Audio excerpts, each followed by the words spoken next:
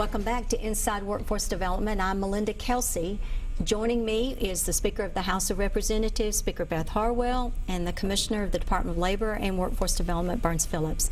Thank you both for being here. We're very excited to be launching this and to be able to give an opportunity to our viewers to understand that how many career opportunities that are within the state of Tennessee. It's an exciting time to live in Tennessee.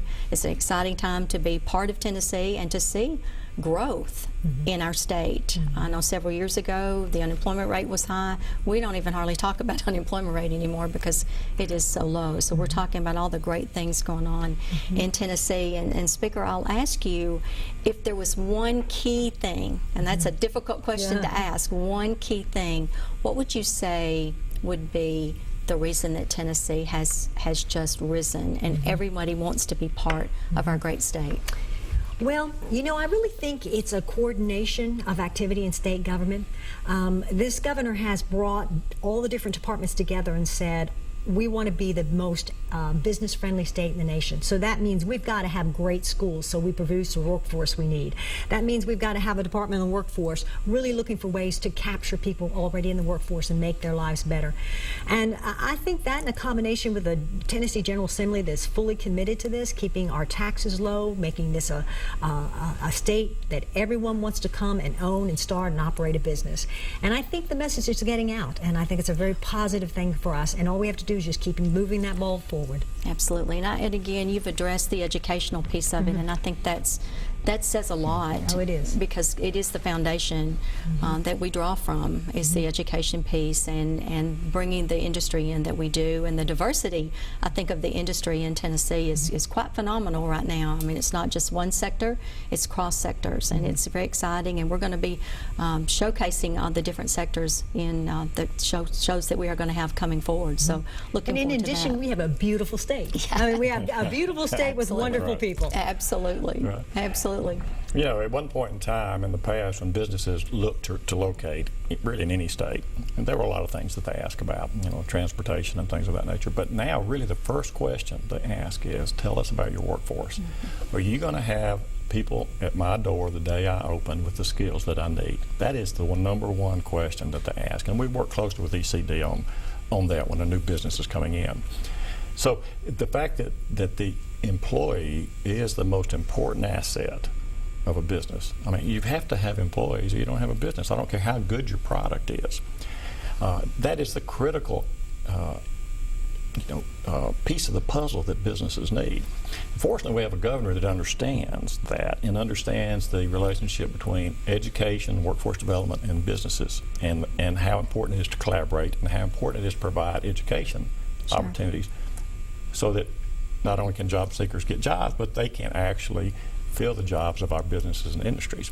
And that's not always an easy task sometimes because of what we talked about earlier in terms of the skill sets. That's why it's so important for the people of the state to take advantage of all these programs that the governor's come up with, the legislature, to the Speaker's point, very business friendly state, and everybody needs to play their part.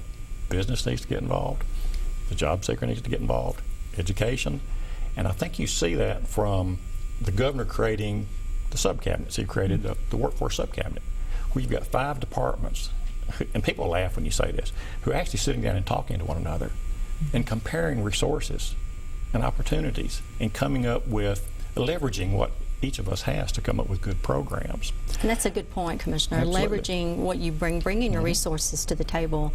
I know the Tennessee General Assembly does, the agencies do, the employers do, and when people do work together, it does it not? It makes a huge difference. I think we're one of the few states that really is trying to coordinate its outreach, and that's a wonderful thing. That speaks volumes about our state. Sure, it does, and I think moving forward, we're going to see maybe 3 to 5 years from now.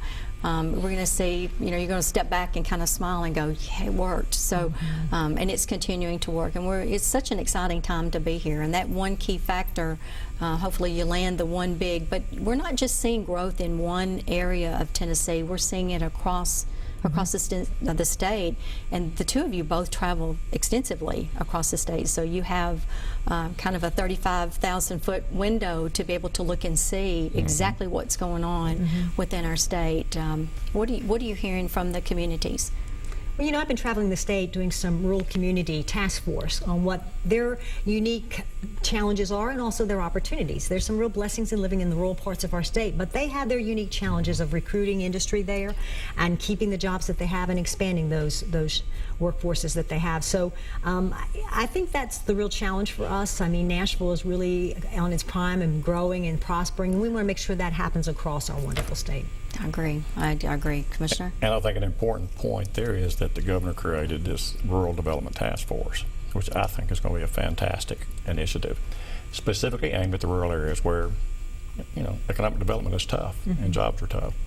And that's just another sign of where Tennessee is ahead of, I think, most other states. I think the other states are taking notice. I'm leaving tomorrow to go to Indiana to sit down and talk with my counterpart specifically about what are y'all doing in Tennessee? How are you doing what you're doing? Well, that's kind of a fun place to be in, to know that other states are looking at Tennessee saying, wow, look You're what not they're going to give doing. away our secrets, are you? No, I'm going to pretend like it and then get some of theirs.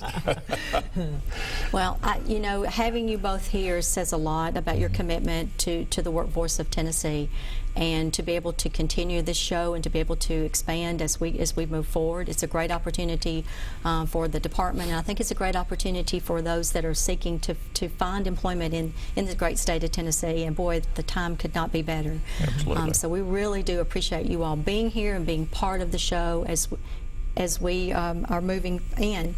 One final question, and I'll ask you both. If you could see Tennessee 5 years from now, 10 years from now, what would you want to see? Well, I think what we've said all throughout the show, a well-educated workforce, and people really finding fulfillment in their work and good salaries to provide well for their children. I mean, if we do have some pockets of real poverty in our state, and if you're going to turn that cycle, it's going to come through good education and good jobs. And so I think that's why we're all so dedicated to this. Well said. Yeah, I would say basically the same, especially in regard to the rural areas. If we could have an unemployment rate that's low, but it's the same all across the state, so that you don't have pockets of high employment and pockets of, low unemployment. If we could do that, that would be a really nice goal to achieve, and it's a very tough goal to achieve. But I think the state has a common mind in terms of the legislature, the governor's office, and business to try to accomplish that, because business is starting to realize they've got to get involved extensively to make this happen.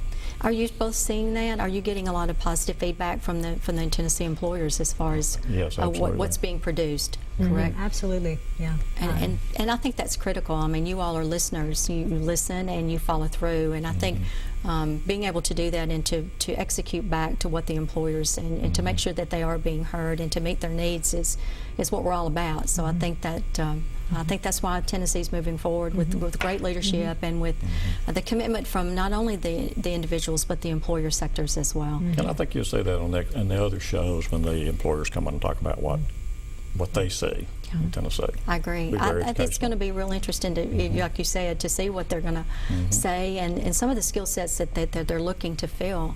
I know that's a critical piece as well. So we are so grateful that you all are on the show and they're here and that you would take the time to share your thoughts and look forward to expanding our opportunities as we move forward. And wish you both the very best in what you both do. You're great leaders, and we're so greatly appreciative of your time and your leadership to both of you. Thanks for having us So- on Thanks today. for having us. Enjoyed it. You all- And I would just urge everybody who's out there to watch every show, because it's going to be informative and they will get something out of these shows that will help them I if they're a agree. job seeker. Yep, I absolutely. agree.